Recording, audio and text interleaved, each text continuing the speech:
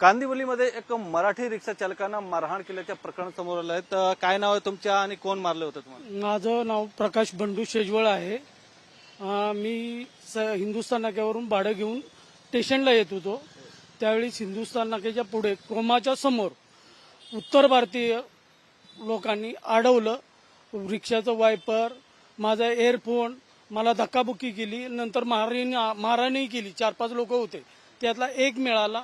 मनसेचे अधिकारी आले, त्यांनी त्याला पकडून पोलिसांच्या स्वाधीन केलेलं आहे. उत्तर भारतीय लोक कोण होते? ऑटो रिक्षा चालक होते की ऑटो रिक्षा चालकच सर्व होते. त्यांचं म्हणणं काय होतं? ते काय म्हणत होते? ते म्हणत होते रिक्षा बंद करा.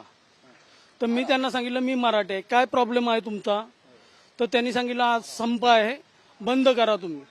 तर म्हटलं आम्हाला काही डिक्लेअर केलेलं नाही कुणी, आम्ही रेग्युलर धंदा करत आहे, रेग्युलर आहे, आम्ही मराठी आहे. तरी सुद्धा त्यांनी माझं मारहाण केली. त्याच्यामध्ये माझ्या ओठाला असं लागलेलं आहे. कांदिवली पोलीस स्टेशनमध्ये आले, पोलिसांनी काही ऍक्शन घेतलेत? काय अपडेट? एफआयआर केलेलं आहे त्यांनी, एफआयआर केलेलं आहे. कशा प्रकारची कारवाईची मागणी करणार आहेत असं लोकांच्या विरोधात तुम्ही? त्यांच्यावर कडक कारवाई झाली पाहिजे. कडक कारवाई. मनसे विभागात एक दिनेश चालू आहे. दिनेशजी, कसं बघतात तुम्ही? आज अनेक ठिकाणी त्यांनी संपावर पण होते आणि यांना मारहाण पण केलेत. हो, ते मला सकाळी कॉल आला. आरेने जवळ आपला एक मराठी रिक्षावाल्याला परप्रांतीय रिक्षावाल्याने मारलं. तसंच माझे सहकारी तिकडचे जेवढे पदाधिकारी आपल्या समोर आहेत या लोकांनी मी ताबडतोब तिथे फोन करून सांगितलं की बाबा पोचा. पोहोचल्यानंतर मीही तिथे पोहोचलो. चारकोपचे सिनियर तिथे आले, कांदोलीचे सिनियर त्या ठिकाणी आलेले होते.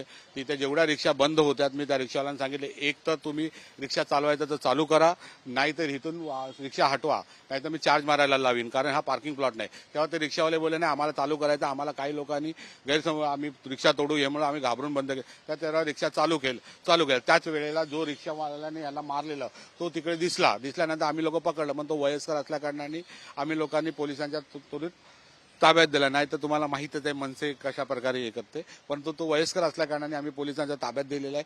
पोलिसांनी त्याच्यावरती एफआयआर घेतात आता. त्या ठिकाणी चालू आहे प्रोसेस. काय झालं एफआयआर माहिती नाही, पण एफआयआर झालेला आहे त्याच्यावरती.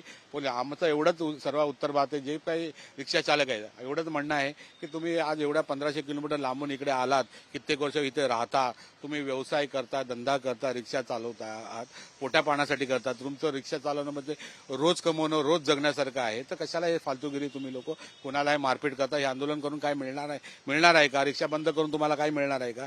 तर तुम्ही लोक इकडे ज्या महाराष्ट्राने मुंबईने तुम्हाला खूप काही दिलेलं आहे, तर तुम्ही लोक मराठी शिका. नाही येत असेल तर बाबा मी शिकण्याचा प्रयत्न करतो, बोलतो अशा प्रकारे. पण मराठी भाषेच्या विरोधात बोललात तर मग मनसेवाला आहेतच. पण अनेक ठिकाणी आज सकाळपासून कांदिवलीमध्ये जे अमराठी रिक्षा चालक आहेत त्यांच्या दादागिरी सुरू आहे. त्यांनी रिक्षा बंद ठेवल्या आहेत. त्यांच्या विरोधात तुमची कशा प्रकारची कारवाई असणार? बघा, ज्यांनीही बंद केल्या त्यांच्याकडनं मी भेटलो, त्यांनी रिक्षा चालू केलेल्या आहेत. त्यांचा गैरसमज काही लोकांनी त्यांना धमकी दिलेली आहे की बाबा नाही पुढे, म्हणजे गैरसमज पसरवलेला की पुढे रिक्षा बंद आहेत, तोडतायत, त्यामुळे ते बंद केलं. त्यामुळे ते सर्व रिक्षावाल्यांनी चालू केलेलं आहे. याच्यामध्ये काही परप्रांती आहेत ते विनाकारण वाद करण्याचा प्रयत्न करतात, लोकांचे डोके भडकवण्याचा प्रयत्न करतात. मी तुमच्या माध्यमातून त्यांना समजवतो असा प्रकार करू नका. जर आम्हाला माहीत पडलं जे लोक असे करतायत तर त्याला मनसे स्टाईल मग भारी पडेल. ते काय होईल? व्हिडिओ जर्नलिस्ट खंडू कसबेसह गोविंद ठाकूर, TV9 मराठी, मुंबई.